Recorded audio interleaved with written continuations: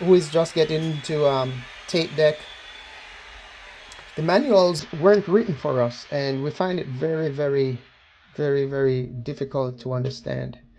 But this one tops them all. Well, anyway, what I did was go through it diligently and and uh, and to try to figure out, you know, what they're actually saying here.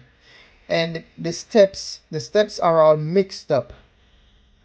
You know what I mean? So I think I'm gonna rewrite this manual and post it somewhere so where everybody can um, can get a copy of it. So for example, here 3.3, it talks about realignment for the B2 Mark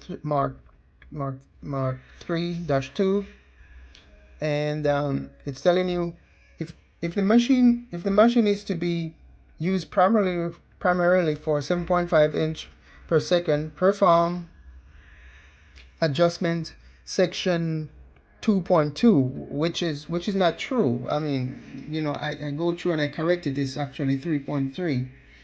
And then I think this should have an introductory step where it tells you, you know, what the calibrations are going to be, the steps, you know. So I kind of make some notes while I go along what I'm going to do in the rewrite of this thing. And I'm calibrating this deck. I calibrated the deck for 7.5 inch per second, not 15. Reason being, 15 per inch per second is really good. And but I'm thinking about um, the sweet spot. 7.5 inches inch per second is the sweet spot, actually. And then you get to save some tape, you know what I mean? Because at 7.5 inch per second on a 10 inch reel, that will be last about 1.5 hour. And at 15 inch per second, that would be just 45 minutes, you know what I mean? So it's like, really, you're wasting some money there. So anyway, so this it talks about the 7.5 inch calibration, but it doesn't tell you like the levels that is set for 7.5.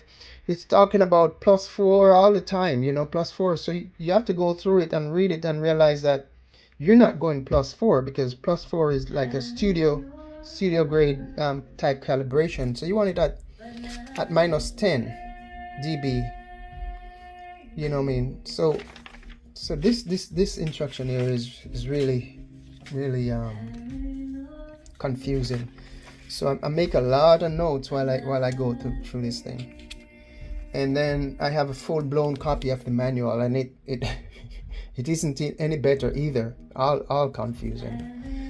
So for calibration purposes, I think I got it nailed in going through this and kind of mark it up. And I went through it and I did the calibration, you know, just the audio calibration section.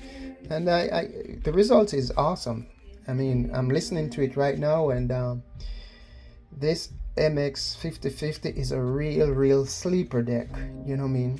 It's a super deck and a sleeper deck, you know, meaning, you know, you get a lot for your money on this deck. So I would encourage all tape fans, people are getting into reel-to-reel tape, to give the Otari MX-5050 a second and a third look, because this thing is just really good. And the calibration isn't that hard either. You know, once you get the instruction down, you know, you'll be fine. So you know, that's my rant for this evening. And you know, and these are the equipment I use to calibrate my tape decks.